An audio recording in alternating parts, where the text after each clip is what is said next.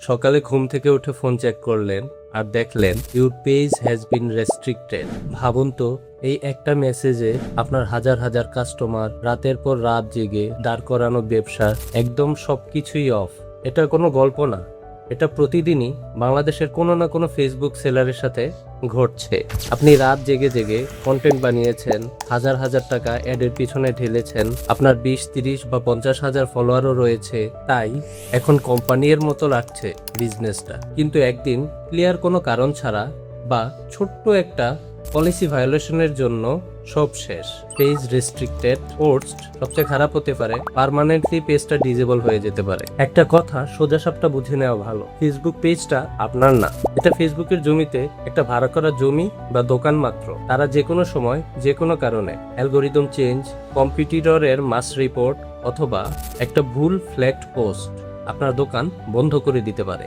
আপনার কোনো লয়ার নেই, কোনো ডিরেক্ট সাপোর্ট লাইনও নাই, একটা অটোমেটেড সিস্টেম ডিসিশন নেয় এবং আপনাকে কোনো এক্সপ্লেনেশনও দেয় না। একবার ভাবুন এই রেস্ট্রিকশনের রিয়েল কস্ট কি। বছরের পর বছর কন্টেন্ট ক্রিয়েশন, অ্যাড স্পেন্ডের টাকা, কাস্টমারের ট্রাস্ট এবং অর্ডার হিস্ট্রি সব একসাথে জিরো। নতুন পেজ খুললেই আগের রিচ আর ফেরত আসবে না, নতুন করে শুরু করতে হবে। আর কাস্টমাররা ভাববে আপনি হয়তো ডিসঅ্যাপিয়ার হয়ে গেছেন। তাহলে সলিউশনটা কি? ফেসবুককে ছেড়ে দেয়া? মোটেই না। ফেসবুককে আপনার মেইন অফিস না বানিয়ে একটি মার্কেটিং টুল হিসেবে ইউজ করা।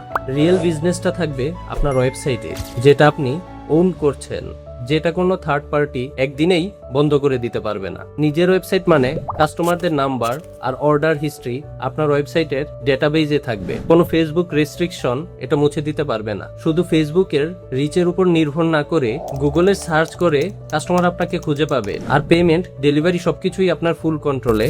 বিকাশ, নগদ অথবা সিওডি, যেভাবেই আপনার কাস্টমার কমফোর্টেবল। আমি কাজ করি এক্স্যাক্টলি এইরকম বাংলাদেশি সেলারদের সাথে, যারা ফেসবুকে ভালো করছেন বাট ভয়ে আছেন হঠাৎ একদিন হয়তো সব হারাবেন। আপনার বিজনেসকে প্রোটেক্ট করতে একটি ভালো প্রফেশনাল ওয়েবসাইট প্রয়োজন।